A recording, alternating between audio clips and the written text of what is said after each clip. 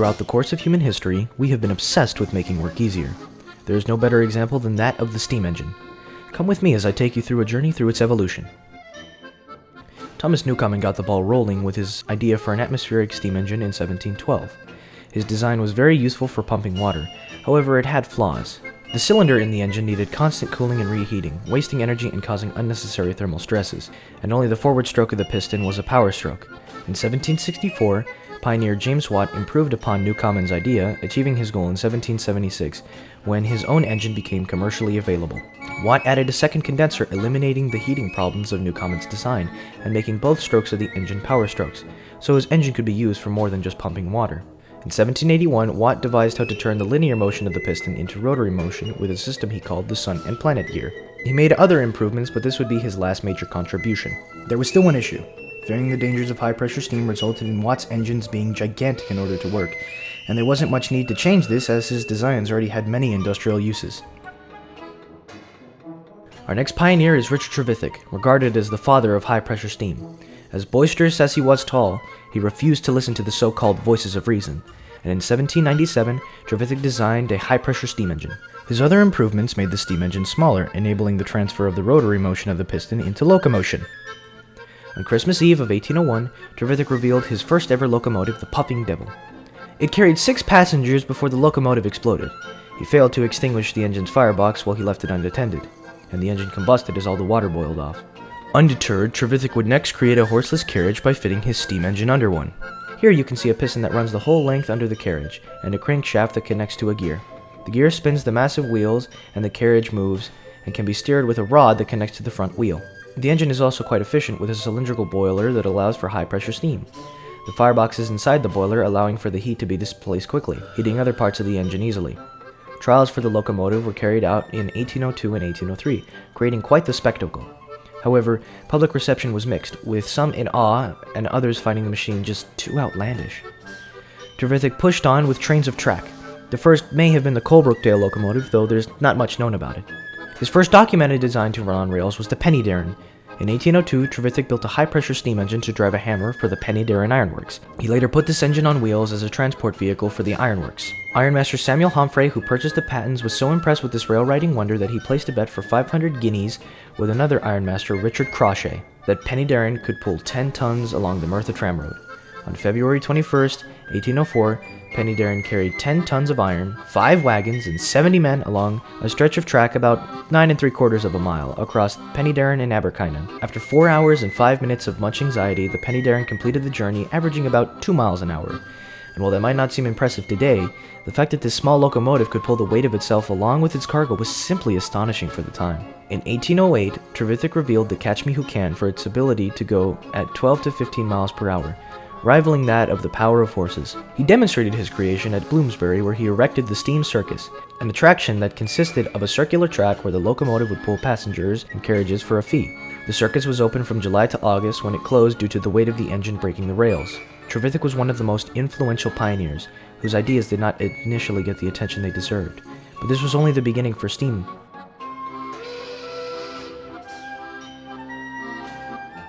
George Stephenson continued where Trevithick left off by fixing the rails. Deciding against using wood or cast iron, which was too brittle due to the high carbon content, he instead opted for using the very low carbon content wrought iron.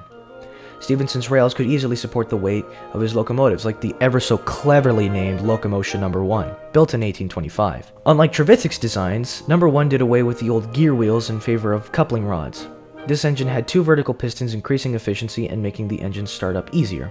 It also eliminated the problem of both of the pistons being on the return stroke when starting up. George Stephenson's son, Robert, would carry on these ideas when he built the Rocket, which would go on to compete and win the famous Rainhill trials. George Stephenson sponsored the contest where engineers built locomotives for the new railway. Other locomotives that competed were the Novelty, built by John Ericsson, the Sans-Pareil, built by Timothy Hackworth, and there was even some sort of horse treadmill that was disqualified for not being steam-powered. The winner, Robert Stephenson's Rocket, improved upon locomotive design by adding 25 copper heating tubes that extended from the firebox into the boiler, increasing the amount of surface area of heat to water. There were also 2 pistons on either side to increase efficiency. A key design feature was a new boiler capable of producing steam pressure at 50 pounds per square inch. Inside the boiler, instead of the normal 1 or 2 large flues, Robert Stephenson had fitted 25 copper tubes, connecting the firebox to the chimney at the front, massively increasing the surface area to heat the water. He also brought the cylinders outside the boiler and set them at an angle, simplifying the connections to the drive wheels and creating a smoother ride. In 1830, Robert Stephenson would build the Planet, which contained many of the features seen in locomotives until the end of steam. With improved locomotives came a multitude of small railway companies. Eventually, there were so many competing railways that the British government passed the Railways Act on August 19th of 1921. The act went into effect on January 1st of 1923, grouping the smaller railways into 4 major ones known as the Big Four: the London and North Eastern Railway, the London, Midland and Scotland Railway, the Great Western Railway, and the Southern Railway, just in time for some major advancements in railway history.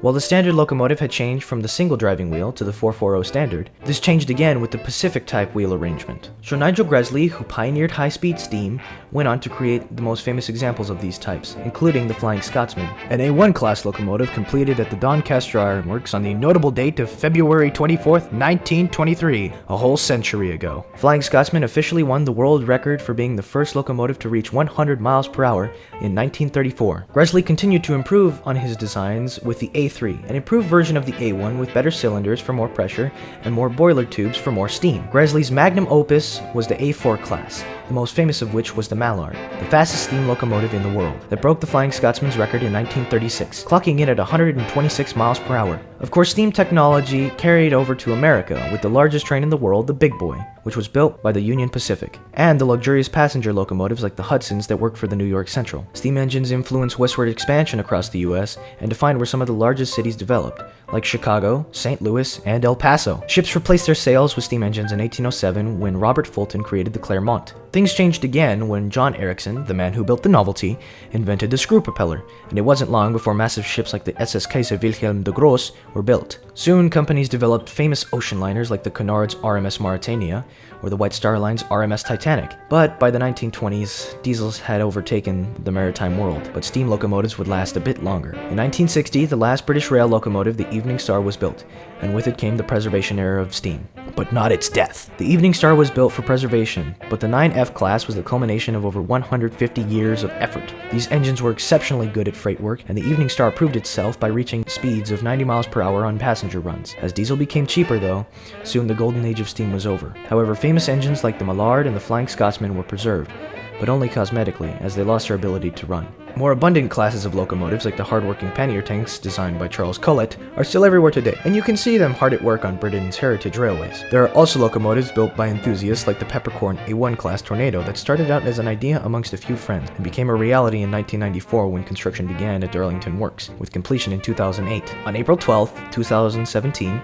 she proved to the world that steam was far from dead, reaching 100 miles per hour. This achievement inspired others in the US, where an organization called the T1 Trust is building a working Pennsylvania Railroad Class T1, another one of the largest engines in the world. They are just over 40% complete as of February 2023, with their projected end date being 2030. While steam began as an interesting concept, it has evolved into something greater.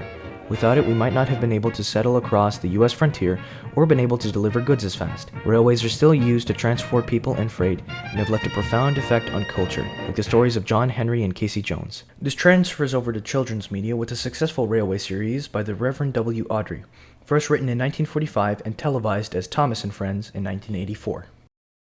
Steam is a beautiful idea that has blossomed over these 3 centuries, and without it, the world would be so different. While I have only covered a small portion of the steam engine and its history, one thing that cannot be denied is how much it has and continues to change the world.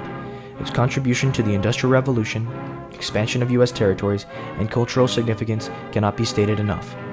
With all that being said though, this is where I go. I don't want to be late for my train after all.